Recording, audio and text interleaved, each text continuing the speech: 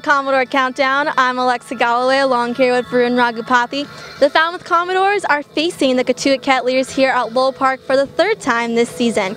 Tonight's starting pitcher for Falmouth is Matt Hollenbeck from Georgetown University, and he's making his first start of the season. What are his strengths going to be on the mound, Varun? It's all about placement for the lefty. This may be his first start, but in his previous bullpen appearances, he's been very, very effective. Not necessarily because his fastball is overpowering. It sits around 90, 91, but because he places it very well. Has good off speed also. Can hit the outside corner to righties. May not get a lot of strikeouts, but will induce ground balls, like we've seen from Kevin McKenna, the righty from Rice. So for Hollenbeck, it has to just be about throwing strikes, taking it easy, because since these are the final two games of the year, both against Cotuit, you might see a bullpen, or rather a staff effort from both teams, which would be an interesting point because batters cannot adjust that way. To get the other side of the pitching matchup, I spoke with Cotuit broadcaster Greg Mraz. Greg, thanks for joining me today. Of course, Alexa, I'm always happy to come on Commodore Countdown. Now, you said in terms of pitching tonight for Cotuit, it's a pitching staff game. What does that mean? Well, a staff day is a pre-planned rotation of guys who are going to pitch in certain innings. So it's essentially, you know who's going to pitch at the start of every inning. Logan James, a left-hander from Stanford, is going to go innings 1 and 2. Innings 3 and 4 will be gone by Luke Leftwich, a right-hander from Wofford. Jake Harper, a new arrival from St. Joseph's College in downstate Illinois. He's going to go innings 5 and 6. And then 7, 8, and 9 will be a combination of Adam Witt and Will Stillman. So you've got 5 guys who will guaranteed pitch tonight. And unfortunately, that's going to make for a very slow game today, Alexa. Expect a lot of pitching changes. Expect this game to move along at a snail's pace. Fortunately, there's more light. The first game here this year between the Cavaliers and the Commodores was darked out after 7 innings. So fortunately, this game starts at 4:30. We should not have any problem with light. Now, besides the game going slower, how else will the pitching staff game affect the game as a whole?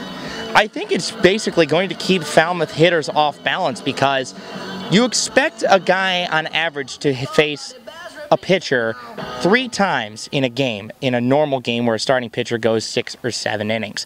Basically, Falmouth is going to face a different guy every time one of their hitters comes to the plate. So it's going to really make them have to adjust every single time up. It's going to have to make them think more when they come to the plate. Besides the pitching, what is the key for Cotuit getting the win tonight? Well, it's offense. The Cavaliers have struggled to score runs. In a home-and-home against Hyannis last week, they scored 20 combined runs in 2 games. But other than that, they have really struggled to score runs. July 25th against Wareham, in a span of 38 innings, the Cavaliers have scored only 3 runs. That's over a span of 4 games. So Cotuit really needs to get the bats going. And if Falmouth pitching executes like Falmouth pitching has gone the whole year, that shouldn't be a problem shutting down this Cavaliers offense that has been very unpotent of late.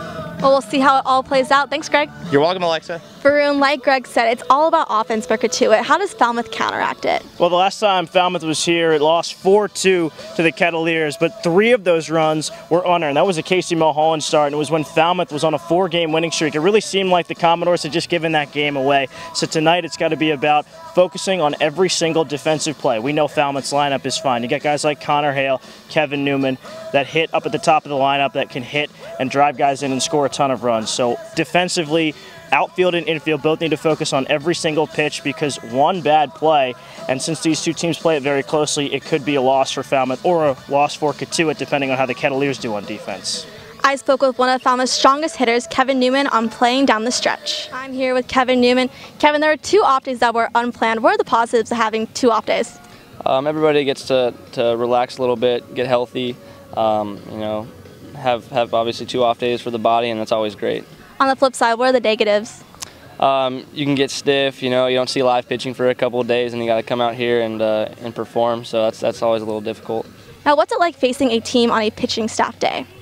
It's not the greatest. You know, you only see each guy once, so you know, it's really hard to get into a rhythm off of a guy. You can't come through 3 times and learn from him. You got a new guy every inning, so it's hard, but it's you know, it's what we got to do today. Today is also your birthday, your 21st birthday. What's it like celebrating your birthday here on Cape Cod? It's great. You know, my family's here, my best friend's here. He flew in, so I got a lot of fun people here, and the team's great, and all the guys here. So it's great.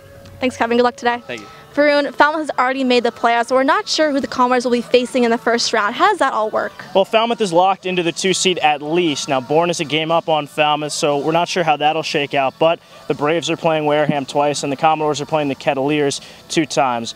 Bourne plays Wareham very well, and Cotuit and Falmouth are very even, so you can pretty much put the Falmouth in the number 2 seed, which means a date with either Hyannis or these same Cotuit Kettleers. Now, what it's looking like as of right now is that Falmouth will face Hyannis in the first round to play them at home, and then at Hyannis, and then at home again. So that's stressful because Falmouth has lost 3 times in a row to the Harbor Hawks, but you still look at this matchup and you think maybe Falmouth will face Cotuit in the first round, or even the second round if Cotuit advances. So you need to know that you can play this team well down the stretch. These are still 2 very big games, even though it's pretty likely that Falmouth won't see Cotuit in the first round. It'll most likely be Hyannis. So even though they might not see him, how much does this game matter? It matters a ton because you have to know not only that you can play Cotuit well, but that you can play them well here at Lowell Park. Falmouth has not beaten Cotuit here at the Kettleers home ballpark this year. A 9-8 loss in 8 innings, and then a 4-2 loss in the very next game at Lowell Park. So like what happened in Harwich, Falmouth won 5-3 at White House Field. Great confidence booster, especially when you consider that maybe Falmouth will face the Mariners in the CCBL Championship Series. You go to this game, and Falmouth needs to know that it can beat Cotuit on the road. This is a tough place to play, especially because these are 2 bitter rivals, so it'll be fun to watch. Well, game time set for 4:30, audio pregame at 4:15 on Ustream, so stick around and join us.